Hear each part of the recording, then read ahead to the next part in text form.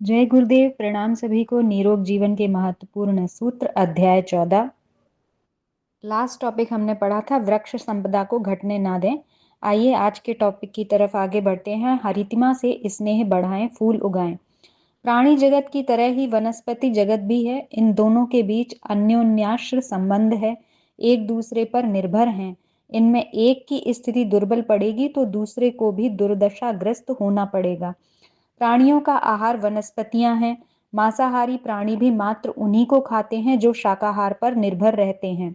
मांसाहारी मांसाहारी को खाने लगें तो उनका अस्तित्व ही खतरे में पड़ जाएगा। प्राणियों का मलमूत्र खाद के रूप में वनस्पतियों को मिलता है। उनके द्वारा छोड़ी हुई सांस वनस्पतियों को सजीव सांस प्रदान करती है। इसी प्रकार वृक्षों द्वारा छोड़ी हुई प्राणवायु से प्राणियों का गुजारा चलता है। अन्न, शाक, फल आदि के सहारे मनुष्य और घास पत्ते खाकर अन्य प्राणी जीवित रहते हैं। कृषि उद्यान के व्यवसाय से अधिकांश मनुष्यों की आजीविका चलती है। भारत जैसे कितने ही कृषि प्रधान देश इस संसार में हैं, उनके प्रजाजन अन्न वस्त्र की सुविधा जुटाने वाले अनेकानेक कार्य करते और गुजर चलाते हैं। वृक्ष वनस्पति का वर्षा से, मौसम से, नदी नालों को नियंत्रित रखने से, भूमि क्षरण रोकने से, पशुपालन व्यवस्था से सघन संबंध है। जलाऊ लकड़ी से लेकर इमारती प्रयोजनों में, फर्नीचरों में जिनका निरंतर उपयोग होता है, उन वृक्षों को मानव जीवन का अविच्छिन्न सहचर ही माना जाना चाहिए। इनका परिपोषण, संवर्धन अपने ही अंग अवयवों एवं परिजनों के परिपालन जैसा ही माना जाना चाहिए। इस संबंध में हमारा ध्यान तथा रुझान सदा ही केंद्रित रहना चाहिए कि हरितिमा हमारे इर्द गिर्द रहे और हम उनके संपर्क सानिध्य में अधिकाधिक समय गुजारें। शारीरिक और मानसिक स्वास्थ्य की दृष्टि से यह आवश्यक भी है और उपयोगी एवं महत्वपूर्ण भी। वृक्षों के आरोपण संरक्षण के लिए उपयुक्त पर्याप्त भूमि चाहिए। हरितिमा संवर्धन से संबंधित कृषि कार्य के लिए खेतों की आवश्यकता है। इन दो कार्यों को साधन संपन्न ही कर सकते हैं, पर इस संदर्भ में दो कार्य ऐसे हैं जिन्हें हर वनस्पति प्रेमी सहज ही कर सकता है।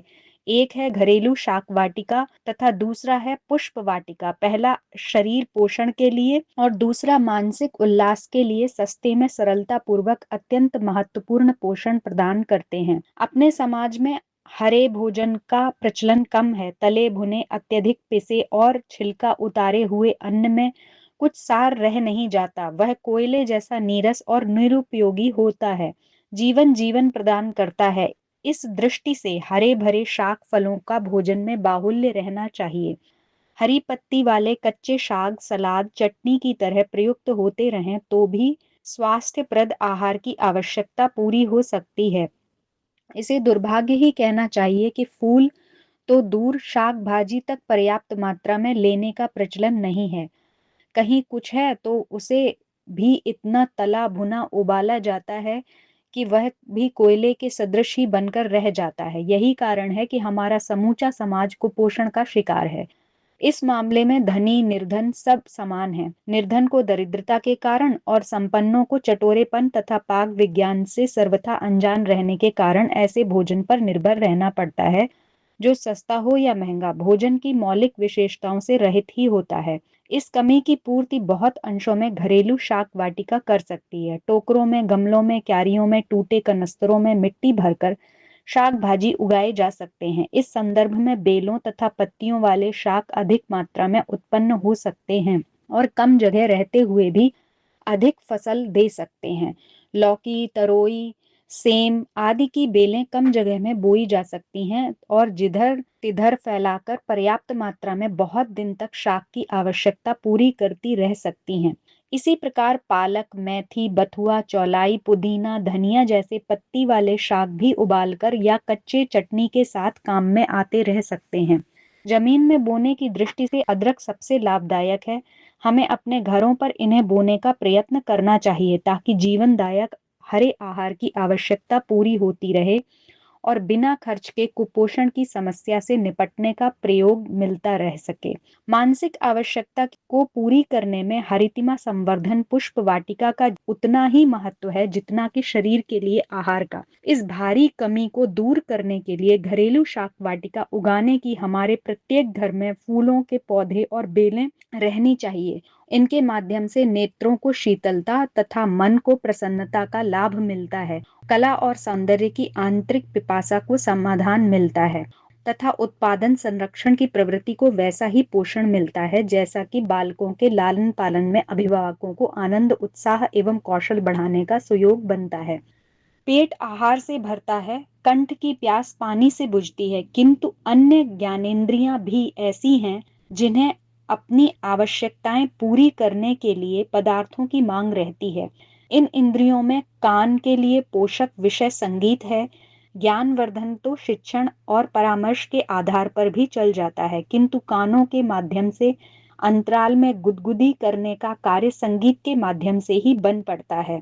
इस माध्यम से मिलने वाली दिव्य अनुभूति को नाद ब्रह्म के नाम से संबोधित किया जाता है। संगीत के अभाव में अंतरंग नीरस रहने लगता है। भाव संवेदनाएं प्रदान करने में यदि कर्ण कुहरों को संगीत तरंगों की उपलब्धि न हो तो भीतर ही कुछ ऐसी शुष्कता उत्पन्न होने लगती है जिसे कायिक दुर्बलता एवं रुग्णता उत्पन्न करते देखा जा सके। यही कारण है जीवनचर्या में कहीं न कहीं संगीत का स्थान रखने और व्यवस्था करने को महत्व दिया जाता है। भजन में स्तवन और कीर्तन का महत्वपूर्ण स्थान है। उसे आत्मोपचार के लिए संगीत तरंगों का उपचार ही कहा जा सकता है। नेत्र और नाक को अभीष्ट रस प्रदान करने के लिए प्रकृति ने हरितिमा उगाई है, साथ ही उसे पुष्पों से भी लादा है। पुष्प मात्र शोभा सज्जा ही नहीं है, वरन उनमें ऐसी विशेषताएं भी भरी पड़ी हैं जो न केवल दर्शनीय सुषमा का रसास्वादन कराती हैं, न केवल नासिका को मन भावन सुगंध प्रदान करती हैं, अपितु चेतना में ऐसा उल्लास भी भरती हैं जिससे प्रसन्नता, निरोगिता एवं प्रेरणाप्रद उमंगों का लाभ भी मिल सके। इन उमंगों के सहारे मनुष्य की भाव कल्पना जगती है और उन प्रसुप्त केंद्रों में उभार आता है जो समझदारी और सूझबूझ से संबंधित हैं। जहाँ फूल खिलते हैं वहां दृष्टि अनायास ही खिंचती चली जाती है। ठहरने और देखने को मन करता है, पैर ठिठक जाते हैं और जी करता है कि इस शोभा सुषमा को देखते ही रहा जाए। बसंत ऋतु में सरसों फूलती है तो लगता है धरती ने पीली चुनरी ओढ़ ली। छोटे पौधे जहां तहां उगे होते हैं उन पर भी उन दिनों फूल खिलते हैं। वे अपनी जगह जमे रहते हैं, कोई उन्हें तोड़ता नहीं, वे किसी से कुछ नहीं मांगते। फिर भी उनकी उपस्थिति भर से दर्शकों का मन फूलों की तरह ही प्रफुल्लित हो उठता है। उनका सृजन ही भगवान ने इस निमित्त किया है कि वे स्वयं खिलें और दूसरों को खिलाएं। दर्शनीय स्थानों में किले, मकबरे, घाट, मंदिर, पुल, बांध ही सब कुछ नहीं है। पुष्पोद्यान भी दर्शनीय स्थानों में आते हैं और प्रकृति प्रेमी बड़े चाव पूर्वक वहां पहुंचते हैं। उत्तराखंड में हेमकुंड के समीप फूलों की घाटी को इसलिए ख्याति मिली है कि उस क्षेत्र पर अंग्रेजों की नजर गई। वहां की खोजबीन हुई, उस क्षेत्र से संग्रह करके विचित्र पुष्पों के बीज इंग्लैंड भेजे गए और उनकी बहुत चर्चा यूरोप में हुई। ऐसी ऐसी अनेकों फूलों की घाटियां हिमालय के उत्तराखंड में हैं। देश के विश्व के विभिन्न क्षेत्रों में ऐसे पुष्पोद्यान हैं जिनमें सामान्य और असामान्य स्तर की अनेकानेक जातियां पाई जाती हैं।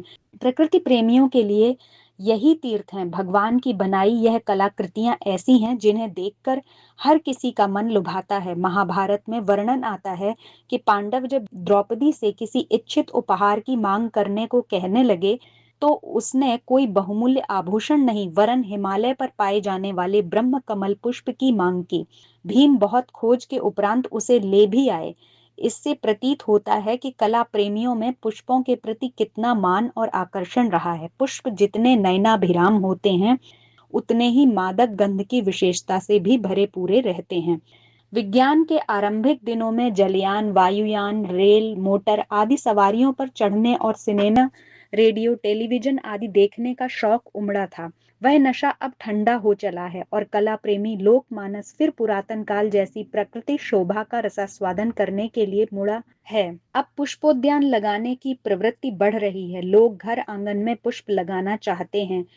पार्कों को उनकी शोभा से संजोया जा रहा है। महलों, कोठियों से लेकर गरीबों के झोपड़ों तक बेलों और पुष्पों की हरितिमा को शोभा सज्जा का प्रधान माध्यम बनाया जा रहा है। जहां पक्की जगह है वहां गमलों के व्यवस्था की जा रही है। ऐसे पौधे तलाशे जा रहे हैं जो बंद कमरों में भी हरे भरे रह सकें। उत्सवों में फूलों का बाहुल्य रहता है। विवाहों में अब बंधुओं के आभूषण सोने चांदी के पहनने और पहनाने का रिवाज घट रहा है और उनके स्थान पर फूलों के आभूषण बनाए और पहनाए जा रहे हैं। यह सुरुचि की बढ़ोतरी का चिन्ह है। इसे प्रकृति का सम्मान और प्रेम ही कहा तथा सराहा जाएगा। शारीरिक तथा मानसिक चिकित्सा की दृष्टि से फूलों ने अपना अनोखा स्थान बनाया है। जिस प्रकार पिछले दिनों जड़ी बूटियों के सेवन से रोग निवारण का प्रयोग चलता था, अब ठीक उसी प्रकार फूलों के रंग, गंध तथा रासायनिक प्रभाव का उपयोग करके स्वास्थ्य संवर्धन एवं रोग निवारण की बात सोची जा रही है। इस दिशा में उत्साहवर्धक प्रगति भी हुई है। गंध की क्षमता दृश्य प्रभाव से कम महत्व की नहीं। कीड़े मकोड़े और छोटे जीव जंतुओं की अन्य इंद्रियां विकसित नहीं होती हैं। वे मात्र गंध के सहारे ही अपना आहार खोजते, रास्ता तलाश करते, शत्रु से बचते और प्रणय निवेदन करते हैं। उनकी दुनिया गंधमय है। हिंस्र पशुओं को शिकार ढूंढने में बहुत कुछ सहायता गंध से मिलती है। जासूसी कुत्ते इसी आधार पर अपराधियों की तलाश करने में सफल होते हैं। गंध का मनुष्य के लिए बहुत महत्व है, पर उसे व्यवहार में सुरुचि या कुरुचि का भी माध्यम माना जाता है। दुर्गंध पर नाक भौं सिकोड़ी जाती है, उससे बीमारी का खतरा अनुभव किया जाता है। सुगंध को सुरुचि का प्रतीक माना जाता है और विलास श्रृंगार के लिए उसे काम में लाया जाता है। देवता को प्रसन्न करने में भी चंदन, केसर, अगरबत्ती, हवन सामग्री आदि का प्रयोग होता है। अमीरों के यहाँ इत्रों की महक उठती रहती है। अब इससे अगला प्रयोग स्वास्थ्य संवर्धन और रोग निवारण के लिए किया जाने लगा है। कुछ समय पूर्व संगीत द्वारा स्नायु संस्थान को उत्तेजित करके रोग निवारण के प्रयोग चले थे। अब इसी श्रृंखला में गंध उपचार की एक नई कड़ी और जुड़ने जा रही है। इस आविष्कार को पुष्प चिकित्सा नाम दिया गया है। पुष्पों के रंगों और आकृतियों की विशेषता मनमोहक मानी जाती है, इसलिए लोग पुष्प वाटिकाएं लगाते हैं, मेजों पर गुलदस्ते सजाते हैं, मालाएं पहनाते और पहनते हैं।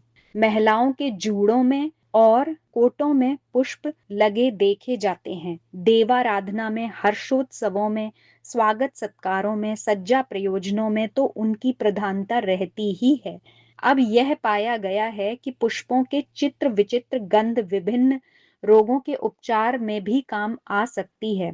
उनमें मनमोहक गुण तो है ही, स्वास्थ्य संवर्धन और रोग निवारण की विशेषता भी उत्साहवर्धक मात्रा में विद्यमान है। सोवियत संघ के वाकू नगर में इसी प्रयोजन के लिए एक अस्पताल खोला गया है। उसमें मात्र रोगों के अनुसार अमुक गंध वाले पुष्पों को सूंघने की व्यवस्था है। रोगी को उन पुष्पों के गमलों के बीच बिठा दिया जाता है। उसे गहरी सांस लेकर सुगंध को खींचने और शरीर में भरने के लिए कहा जाता है। रोगी वैसा ही करता है।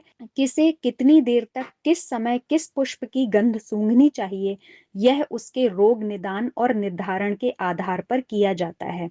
भिन्न भिन्न पुष्पों में भिन्न भिन्न रोगों के निवारण की क्षमता खोजी गई है। तदनुसार चिकित्सा पद्धति विकसित की गई है। जो रोगी चल फिर नहीं सकते, उनके पलंग के इर्द गिर्द गमले सजा दिए जाते हैं और सिरहाने इस प्रकार के पुष्प पर्याप्त मात्रा में बिछाए जाते हैं कि रोगी को सरलता पूर्वक उनकी गंध मिलती रहे। अब तक ऐसे 15 प्रकार के पुष्प पौधे चुने गए हैं जिनमें बलवर्धक एवं विषाणुनाशक गुण बड़ी मात्रा में हैं। अन्य तो अभी शोभा एवं प्रसन्नता की पूर्ति कर सकने वाले ही समझे जा रहे हैं। ठंडक के दिनों में रोगियों के कमरे गर्म हवा से युक्त रखे जाते हैं ताकि गंध उड़कर नासिका तक पहुंचने में अड़चन न पड़े। समय समय पर हल्के तथा तेज गति से हवा फेंकने वाले पंखों का भी उपयोग किया जाता है, जिससे रोगी के बिना अतिरिक्त प्रयास किए ही अपने स्थान पर बैठे या लेटे रहने पर भी पुष्पों की गंध का सानिध्य प्राप्त होता रहे।